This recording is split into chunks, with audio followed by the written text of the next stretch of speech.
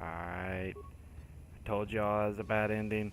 I didn't want to leave you with such a horrible, horrible ending. Um,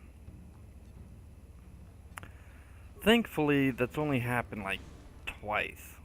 So, what you just saw is, we'll say that was a practice or a peek, even at the sewers, and now we're actually gonna go in here and we're gonna do the sewers right. Um, I don't know if any of you caught uh, much of the dialogue last episode, but there's an old man back in that town named Rookil. I think Rookil. Um, and he sent his apprentice went out. I don't think he sent her. She just went. Excuse me. Trying to find the promised land. And so, in the middle of trying to find Zabar, we're also trying to find some apprentice journals. We found one last episode, and I believe right here is another episode, another journal. Um, See, I got 10 parts. Okay, yeah, I get this working. No, I don't. I can't gauge it. Um, that happens to me more than once. It happens to me more than once while trying to complete this mission. Because this mission includes trying to find Zabar and get the accelerator prototype thing. There's a little trick I did. Since I couldn't make the robot move, I brought the Gamorreans to the robot.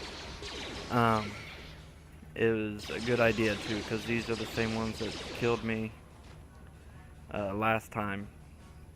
You see how easy it went that time. See, missions low on health, but Karth and me are doing okay. I don't think I've said anything before, but I want to let everybody know. The name I went with was random.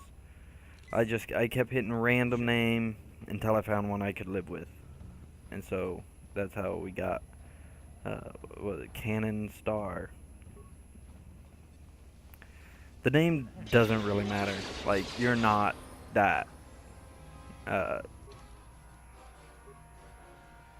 The spoilers if I talk about what your name really is.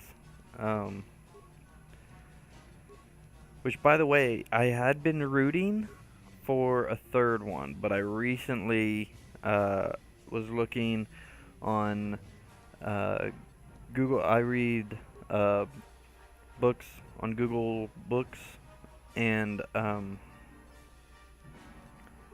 I found a Star Wars book called Revan, and so I looked at it and I read a little bit of the sample, and I think actually reading that book would please me, but I haven't read the book.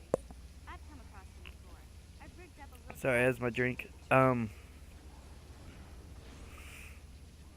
I'm not buying the book on there yet because I'm still reading The Strain by Chuck Hogan and Guillermo del Toro. I've been trying to read that book for years. I got it from the library the first couple of times, and the first time, I don't know why I didn't finish it. I just didn't finish it. And then the second time, I just ran out of time. I got it while I was in Indiana for a short while, and I ended up moving back out to Oklahoma before I could finish it. So I bought it on Google Play, and so I've been reading it, and I've been reading more of it lately, but that's because I've just really been sneaking in some pages at work. I don't have a whole lot. Most of the ones I do have on my phone are they're either samples or they're free. Um, I don't. Oh, okay. I was looking on here on my Google Play book list, and it said Game of Thrones, and I was like, it doesn't say sample, and so for some reason I thought maybe it screwed up and gave me the Game of Thrones first book, and I was like, oh no, because I'd probably end up stop reading the strain. Um,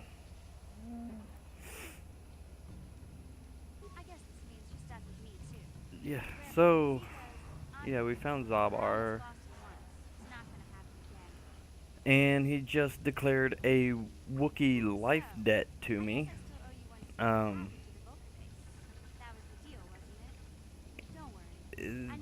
that doesn't really play out real well. Like they don't play the life debt um, to the extent I think they should. Uh, like, um, he doesn't jump in front of any uh, laser fire or anything for me. In fact, all he really does is the same thing the other companions do.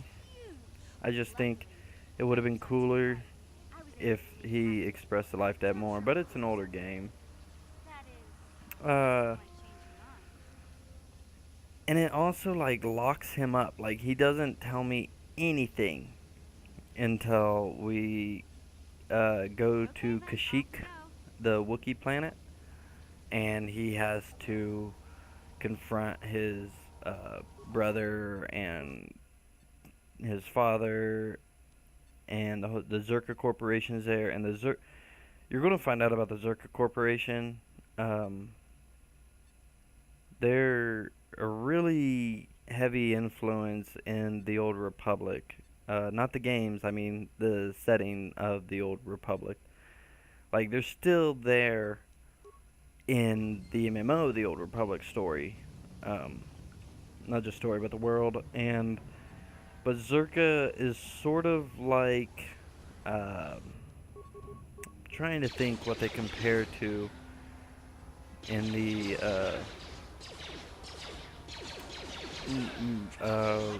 more natural Star Wars universe. Luke, Anakin, all those. And that's, I guess, the best thing would be the Trade Federation. Zerka is basically the Trade Federation. There goes mission. See, she'll unlock it all. I don't have to stand there for a long time bashing uh, um, a lockbox open. Uh, Sure. There we go. See, I had to switch back uh, to my guy for this because otherwise the AI likes to run into mines. So before my guy or Karth, luckily Karth didn't move, ran into the mine, I had to switch. I wasn't too worried about Mission doing it because she was equipped with blasters and she saw the rat ghoul. Uh, a lot of things, a lot of games work like this, and you're mostly going to see it in BioWare games, I guess. Like, not Mass Effect. Mass Effect's companion mechanics are brilliant in my book. But like this one, the AI is, I guess, slightly retarded. Um, they do their part, but they're slightly retarded. Uh, but in more recent games, Dragon Age Origins, also has the same issue, and that game was made after Mass Effect. So it's not like every game that's like this. Well, it's not like every BioWare game, I guess, but these turn-based ones, they can't get it right, I guess.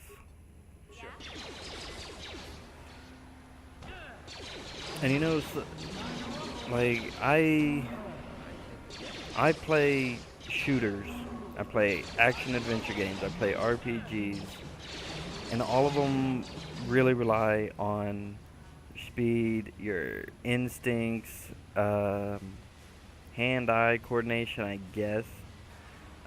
From a video I watched the other day on here on YouTube,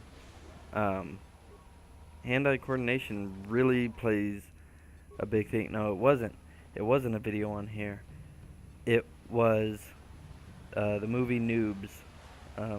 I watched it on Hulu.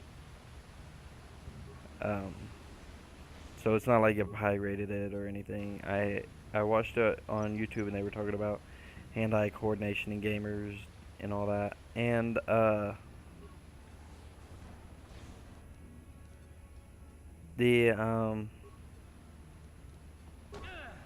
this one, like, I can pause this, not just to pause it, like to get up and, you know, go get a drink or use the restroom or anything. I can pause this mid-battle to map out my plan of attack.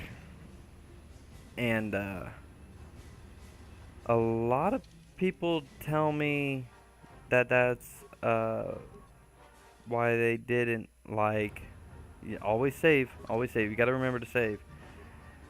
I don't remember to do it enough. But Dragon Age Origins, a lot of people told me they couldn't get into it because it wasn't hands-on. And the person I'm mostly talking about knows who they are, and I know he's gonna watch this episode. I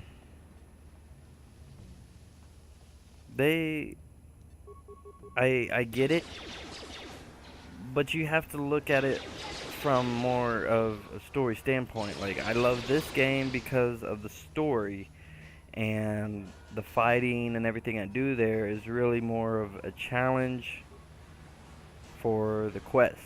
You know what I mean? Like, I'm playing this game with one thing on my mind, and that's finish it. You know, we have to save the galaxy from Malik. But, like, Call of Duty, I'm gonna say it, Halo, you don't need to know the story. In fact, I play with people now that, like, religiously skip cutscenes. I don't understand it. Like, what is the point? You know, I'd understand if we were playing Nintendo, people, but we're not playing Nintendo. I mean, if you want games to be respected, you have to have them as an art form. And the only way you can do that is with story. If you just have a silly game where you just jump around, Mario is not, to me, a piece of art. It's a piece of great programming, and it's the right way a game should be made. But it's not art. All you're doing is saving the princess. You know, I'm not talking about all the Marios. I'm talking about Super Mario Brothers. I mean, you're going from castle to castle to castle to castle. And then Super Mario Bros. 3 doesn't really have a story. You're going from level to castle, level to castle, level to castle. There's not a whole lot to it. And so it's games like these where you have deep emotions in it. I mean, look at Karth and Mission going at it. That's drama. I mean, like, I got Sopranos paused on TV. That's drama. This is drama too. You just have to find it. You have to enjoy it. And especially for this game and this genre, you make it. Like, you could run through, sure, kill everything, do what you need to do, skip the cutscenes, but what are you really accomplishing? Oh, I beat the game. Great. What happened at the end? You know? Like, um,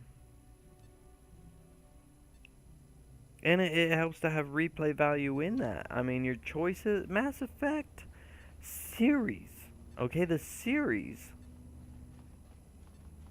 whatever you do in the first goes on to the second, and then the first and second go on to the third. I guarantee you, what is happening, well, not what is happening, but what has happened to my character in Mass Effect 3 didn't happen to yours the way it did mine. And real quick, I want you to hear this. Tali died on Mass Effect 2 for me, and she wasn't supposed to. She wasn't supposed to. I did everything. I did her loyalty mission. I had all the upgrades. She should not have died on the suicide mission, and she did. And everybody tells me, well, you didn't do something. You didn't do something. I'm like, don't tell me I didn't do something. I know what I know that game more than the strategy guide. In fact, I sold my strategy guide at Game Exchange for like, I think $2, $2.50, because I don't need it. The only thing I ever used that thing for was to look at the planets, because I hate doing the probes. And so whenever I needed Mexilon, I'd look in the book, find a Mexilon-rich planet, and then I'd go there. I don't know what happened, but she died, and she was my romance in the second one. So in the third one, I had to go back to Liara. It was going to be another love triangle, such as the first and the second. Well, the second one didn't have it quite as much, but when Liara and Ashley Williams are arguing over you in the first one, if you played it right, it was going to be that, but it was going to be Liara and Tali. I don't know which one I was going to pick, so I guess it's okay that Tali died. But I really wanted Tali to be there. And I got everybody else, so seriously, don't tell me I did something wrong, because everybody else is there. I know what I'm doing. And the only reason why this is an issue for me, and you guys aren't really gonna care, is, for one, this is my story, and two, I played one from the beginning all the way through, and then I found, I was going to the second one, and then I bought the Bring Down the Sky, because I bought all the DLC for Mass Effect 2, and a few for Mass Effect 3. The only one I'm missing for Mass Effect 3 is the Citadel mission, where it's like a big old family gathering. I bought Bring Down the Sky, and when I loaded up, suddenly, out of nowhere, and you gotta understand that the very first character I ever made on original Xbox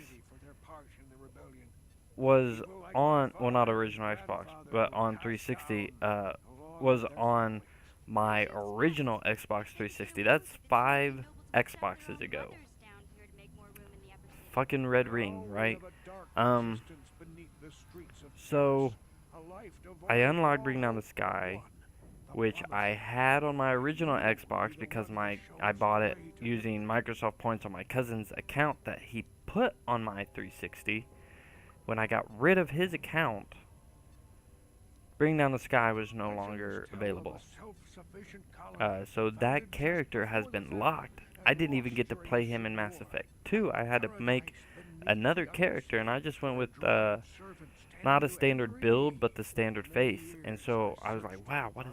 And I loaded up, and there it was, the very first character I ever made. How many years ago? I don't know. Whenever Mass Effect 1 came out, it was like 2007. Sounds like a myth to me. So I went back through the first one.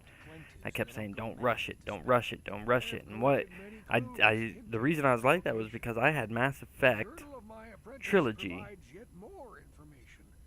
on my desk. Like, it was just sitting on my desk. I bought it, it showed up in the mail, and I went, holy crap. So I started playing the first one, saying, don't rush, don't rush, don't rush, don't rush. I did as much as I could until I couldn't tolerate no more. I only left a few things. Like, I did enough to have gotten the achievement to complete most of the side missions. And so then I go to the second one where I'm even more, because the second one's even longer. I'm like, don't rush, we can do this, do this before you go do that story mission. So then I finally get to 3, and it's like a crowning achievement to have brought my first character to Mass Effect 3. And, I mean, in my first time playing through Mass Effect 3, so it's even bigger deal. Like, how many of you used your original character? I guarantee you probably just bought the trilogy or bought 1 and 2 and then 3. I don't know how many people saved that character. I can't believe I did. I mean, it went from memory unit to hard drive to USB. I don't have a whole lot of space on my Xbox. I can promise you that. There's a lot of stuff happening here. I'm not even paying attention.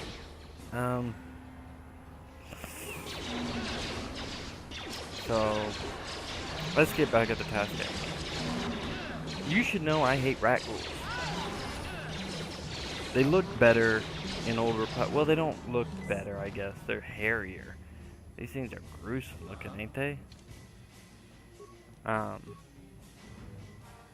Karth went up. So that'd be level 6. That was me. I had to hold the cursor over so I could figure out what hotkey it was to get to this one, this screen.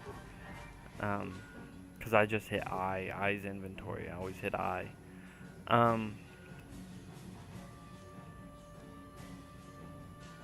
Leveling up the characters is pretty boring too, isn't it? Maybe I should just start auto leveling.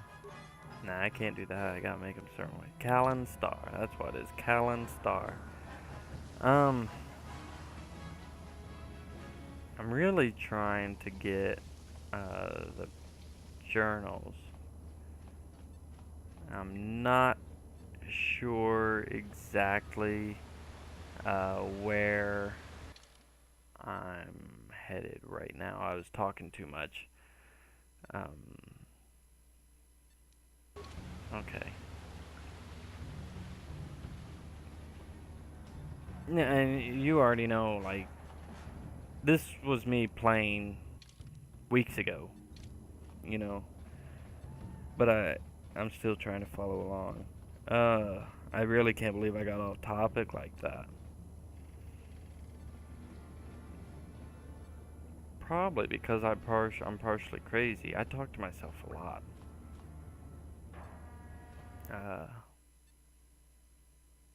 People always say, well, it's never that big of a deal until you start answering yourself. I do that too. I do that. I answer myself. Why not? You know, I have the greatest ideas when I'm using the restroom. Number 1, not number 2. Number 2 would be gross. Number 2 is too much stress.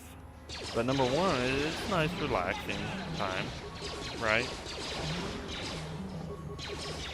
I couldn't even tell you some of the ideas I had. It used to be when Flawed was pregnant with my little man. I would go to the bathroom, and whenever I'd come out, I'd go, you know, I just had this great idea. I didn't realize it. She realized it, and my cousin realized. They were like, every time you come out of the bathroom, you say, you know, I had this great idea. And I was like, I'm sorry. You know, I didn't even realize that. However, I do have this really great idea, guys.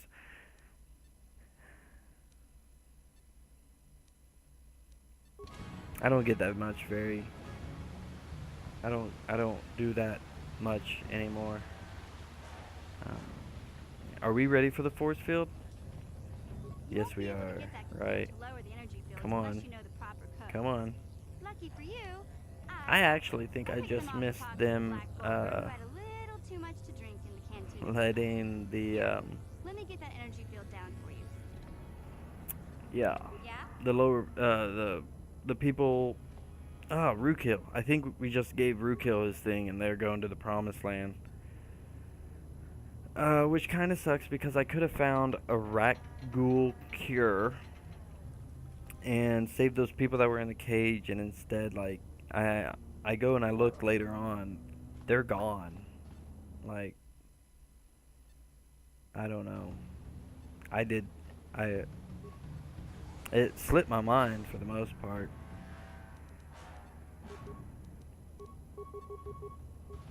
Which also sucks because I think I actually had to do that. Maybe not. Thinking I had to do that before I could give, what was his name, Gurney? The doctor? Or, well, yeah, the doctor from the medical center. I think I need to do that before I give him, the cure. I don't even think I have the cure. I don't even know where to get the cure now. You know, that sucks. That's another reason why I hate the beginning of games, because I've played them so much that I just ignore everything about it. For the most part. Like, I don't follow a lot of side missions at the very beginning because I'm so sick and tired of it. And so I just forget about it. I can tell you what I need to do to get my lightsaber crystal off Dantooine. I can tell you in the second one I can tell you the is it? Yeah, it's the second one. In fact, there's a lift at the beginning, right? A lift. Is it? Yeah, I'm trying to remember if it's a lift. It is. It's a lift. I remember what I need to do for the lift. Like, you got to put in a special code for the elevator. Yeah, I remember that. But that's at the beginning too. But like I said, I know I've said it before. I haven't played the second one quite as much because I feel like I can't play it until I play the first one. I'm hoping to get done. I'm telling you, once we get off Terrace, we'll be stuck on Dantooine for maybe 4 or 5 episodes, and then after that, it's going to be pretty smooth sailing, I think. And then I'm going to do the second one. The second one can be a bit long, and hopefully not as long as this one's looking at taking. But I've got a whole bunch of Star Wars games I'd like to get to by the end of, I don't know, I'm saying the end of August. It might stretch. May have to quit with the summer of Star Wars and move into the fall of Star Wars. Well, we can't have the fall of Star Wars, can we? So, we'll come to that when it comes time. Anyway, I have The Force Unleashed 1 and 2, and I feel like even though they've been done a lot, I'm still going to do them, and I'm going to do them both, and I'm going to do them both in order. And we're coming back to BioShock. I'm thinking here in a little while we're gonna do a little more work on BioShock. BioShock should have already been done. We're going back to Doctor Who eventually, but we did stop the Daleks, and No one. so we're going to save the world from the Cybermen within time, like, eventually. I put that Arcania, Gothic 4, I put it on there. I have a really hard time when going into solo mode here, just so you know.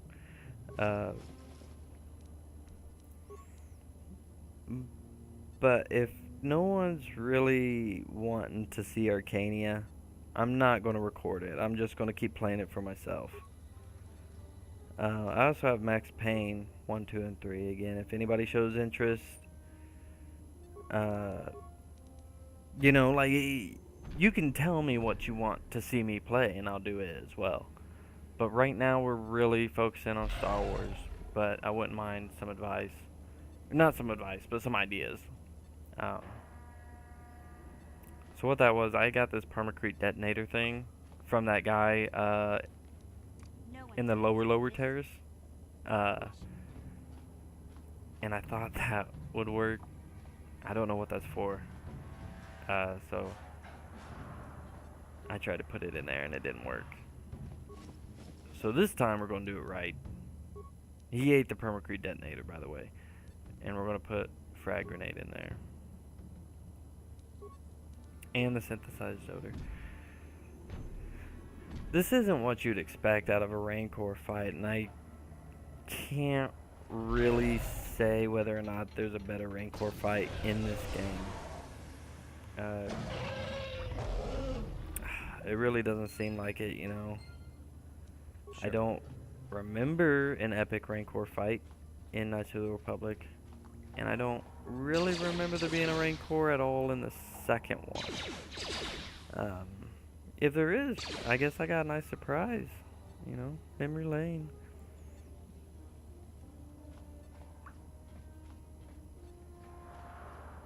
I think I'm still on solo mode, and that proves to be an issue for me. Yeah, see, I told you, I can never remember to turn solo mode off. I can say I remember to turn it off more than I do. I remember to turn it off on the PC more than I do on. On the console than I do on the PC. Getting tongue-tied.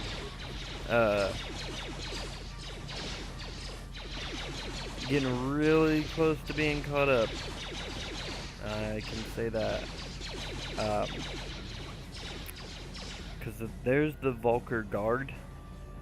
And if you remember, we're heading to the Black Vulker's base to get the prototype accelerator back for the Hidden Becks. I was trying to remember the gang names. So you got the Hidden Becks and the Black Vulkers, Brejik, and Gadentech? I think it's Gaden. And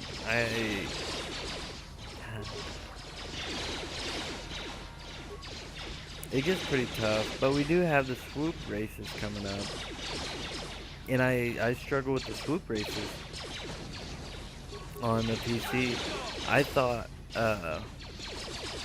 to steer would be the mouse, because on the console version, it's a thumbstick, and it's really fluid, and I can move back and forth real smooth.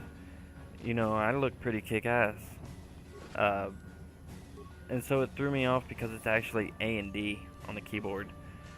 And I did it. I just don't think I did it as good as I could have. So PublicSlaveZero. It's another episode. Facebook, Twitter, Google+. See you next time.